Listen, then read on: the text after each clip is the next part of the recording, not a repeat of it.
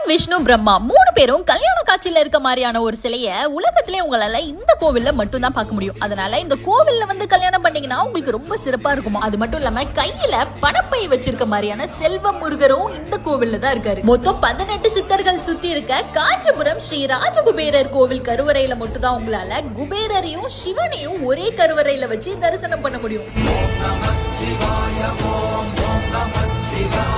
தினசரி நீங்க கோவிலுக்கு வந்தாலுமே காசு கடன் பிரச்சனை எதுவா இருந்தாலும் கரெக்டா பௌர்ணமி அன்னைக்கு ஸ்ரீ ராஜகுபேரர் கோவிலுக்கு வந்து வழிபட்டீங்கன்னா குபேரர் உங்க பண பிரச்சனை எல்லாம் தீர்த்து வைப்பாராம். மனசுல நினைச்சதெல்லாம் நடக்கும். டெய்லி காலையில 5:30 மணிக்கு விஸ்வரூப தரிசனம் நடக்கும். அதை பாத்தீங்கன்னா உங்களுக்கு ரொம்ப சிறப்பா இருக்கும். 5:30 மணில இருந்து ராத்திரி 9 மணி வரைக்கும் நட திறந்தே தான் இருக்கும். இந்த கோவிலுக்கு எப்ப போனாலும் உங்களுக்கு அன்னதானம் போடுவாங்க. அடுத்து ஜூலை 10ஆம் தேதி ஒரு பௌர்ணமி வருது. மறக்காம காஞ்சிபுரம்ல இருக்க ஸ்ரீ ராஜகுபேரர் கோவிலுக்கு போய் வேண்டிக்கோங்க.